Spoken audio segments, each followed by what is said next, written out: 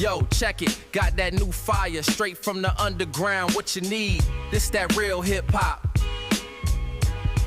Turn now to the Connecticut woman accused of imprisoning her 32-year-old stepson for decades. Police say he started a fire and are desperate to break free. Whit Johnson here with the story. Good morning, Whit. George, good morning. This is a disturbing story here. Police called it a life of captivity and starvation and abuse. The man told authorities he intentionally started the fire at his home and even collapsed to the ground and wouldn't get up because he wanted the fire department to save him, believing that was his only way out. This morning, harrowing new details of a 32-year-old man now free after allegedly being held captive for decades. His stepmother taken into custody. This is the worst treatment of humanity that I've ever witnessed. Last month, authorities in Ruppleberry, Connecticut, responding to reports of an active fire at 56-year-old Kimberly Sullivan's home, making an alarming discovery. Here's an adult that was 5'9" and 68 pounds.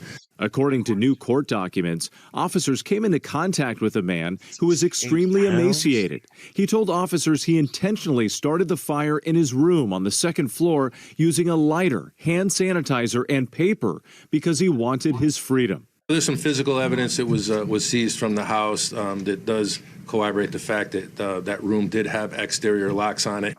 Sullivan appearing in court Thursday, now out on bail, facing multiple charges, including unlawful restraint, reckless endangerment, assault, and kidnapping. The accuser recounting details of his alleged captivity to authorities, saying he had not bathed in over a year. He was let outside for mere minutes a day, and his diet reduced to 2 sandwiches a day. When asked if he was hungry every day, he stated, "All day, every day, my entire life." That is an awfully long time. All day, every day, my entire life. For 20 plus years, she kept this man locked up in a room, bro.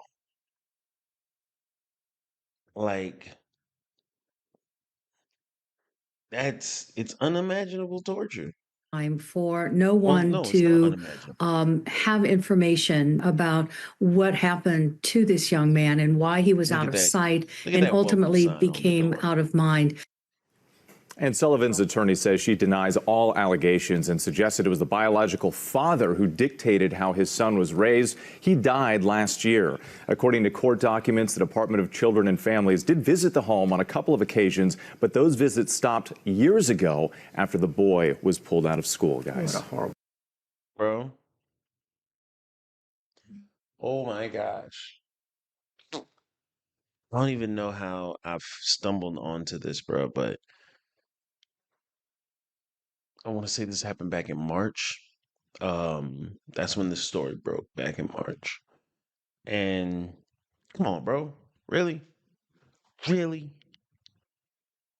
20 plus years, and then you say that the father died and you are blaming him for the way in which he's been held captive.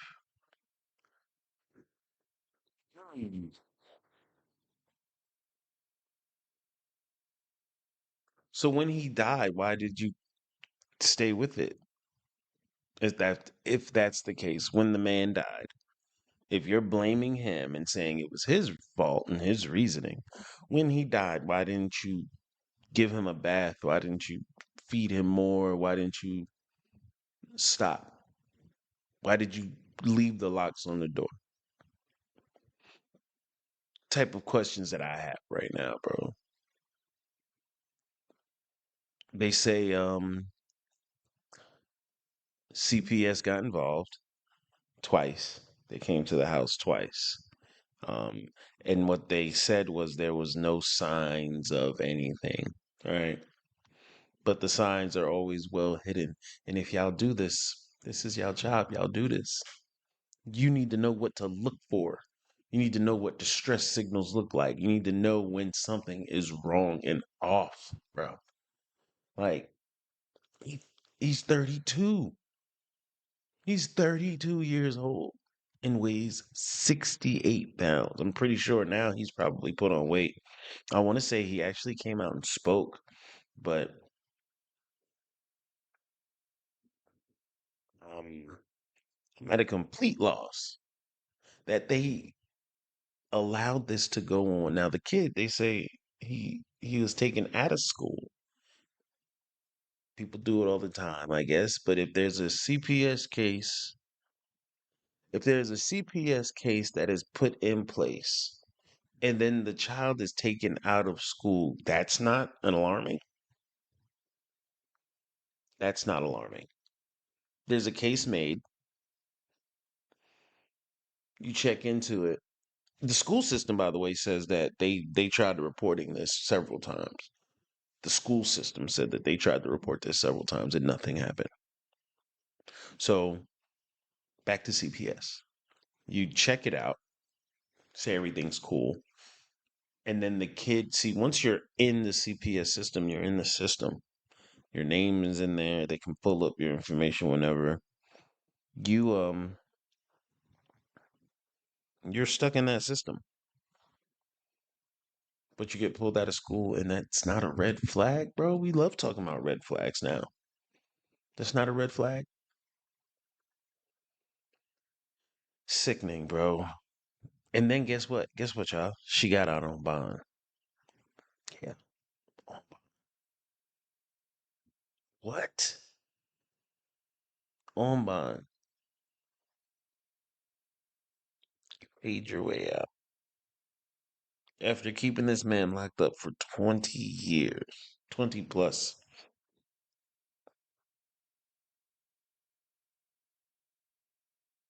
It's sickening, bro. To honestly just really take a deep breath and think about it. It is sickening. No one cared to check further. See, it's one thing. I'll say it's one thing if nothing is ever said, right? No cases have ever been made. No one's ever been called. That's one thing. No one's ever gotten involved. So it's kind of hard to even fathom because not once was there a small inclination of something possibly being wrong. But y'all had that twice. Yeah, bro. And right now, somewhere, this is happening. And CPS has been made aware. It's outrageous, bro. Just felt like this was something I need to share.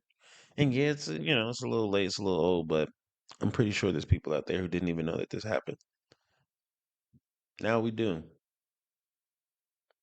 It's one of those if you see something, say something, and then you worry. People love calling people Karens, and because people get involved with things that typically doesn't involve them at all.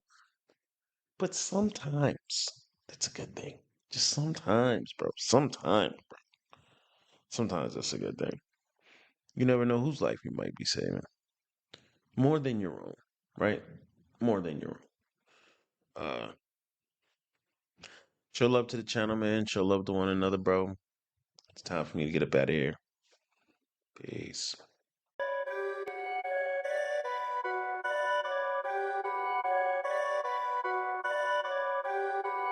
Perfect.